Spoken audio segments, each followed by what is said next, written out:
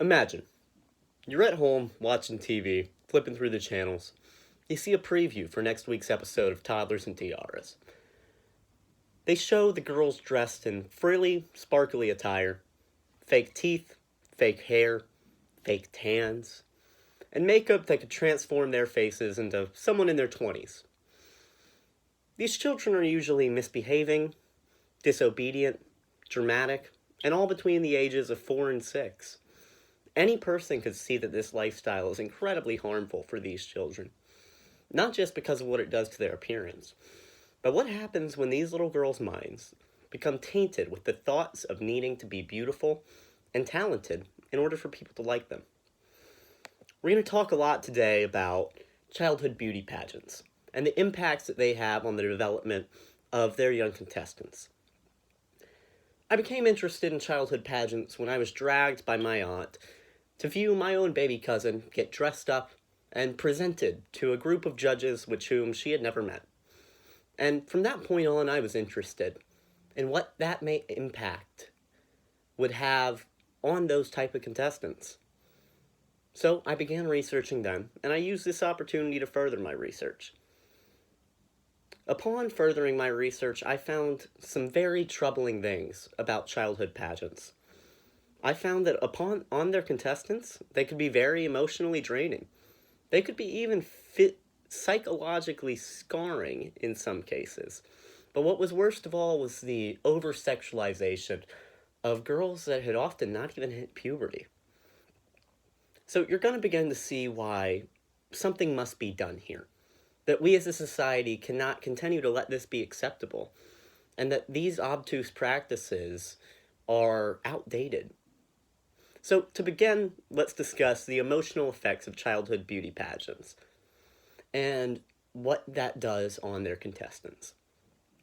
Dr. Sarah Hassan, a researcher for the University of Ohio, was doing research into this exact thing when she noted that children who take part in these competitions are brought up putting a huge deal of focus on outer appearances, which can cause substantial emotional and psychological damage.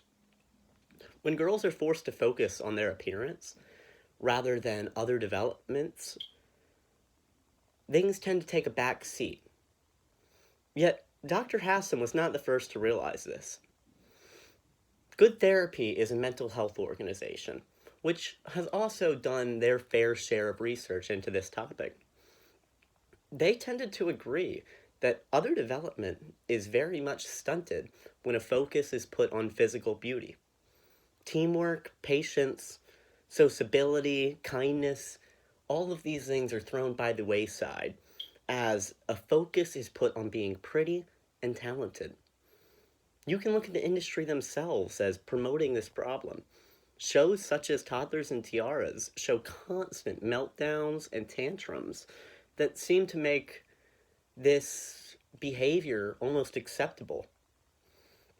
It's clear the emotional toll of pageants on the it's clear the emotional toll of pageants and what they do to their contestants. But what about the long-term psychological effects?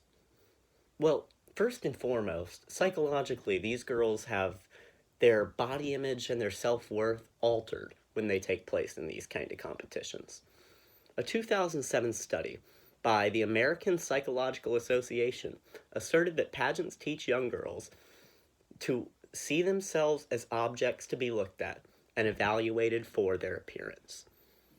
They also looked and found that the 3 most common mental health problems for girls were eating disorders, low self-esteem, and depression. These are actual physical problems that these contestants will face. It's clear how there can be physical damage on these girls. This problem has been growing for quite some time. Even the Huffington Post did its own research on it. It reached out to a number of former beauty pageant contestants and found that eating disorders developed in girls as young as age 6. And that by the time girls were ages between 11 to 16, 50% of all pageant queens had had some cosmetic surgery done to them or had their physical appearance altered in some way. I want you to think back to that time in life. It's a time when you're already going through enough emotional turmoil. You're already dealing with stress about your body image. Now, add on the outside impact of judges telling you what you need to do to be more beautiful. Now, once again, what I find is most disturbing about the industry as a whole is the absurd over sexualization of girls as young as age 4. You'll see that these outfits and the tasks that are being asked to be done are just of no sort of thing that a child should be put under. 6-year-olds competing in swimsuit competitions. Young girls dolled up with faces caked in makeup, wearing elaborate wigs, fake eyelashes, and even flippers, which are fake dental implants to make it seem as though they have all their teeth. These girls are being taught from a young age the importance of being pretty and flaunting it. Orange County Registrar interviewed a woman named Karen Catalina. And Karen Catalina was a former contestant in beauty pageants who shared horror stories of 4-year-old girls walking down the runway, sporting fake C-cup breast and padded buttocks. She went on to say when a child is pushed to adulthood, their sexualization has a very similar impact to that of sexual abuse. A child swallows their childlike feelings to make sense of something they're emotionally unprepared for, and it's an assault on their development. But what she does go on to say is that this is ultimately unavoidable, and we don't have to do this.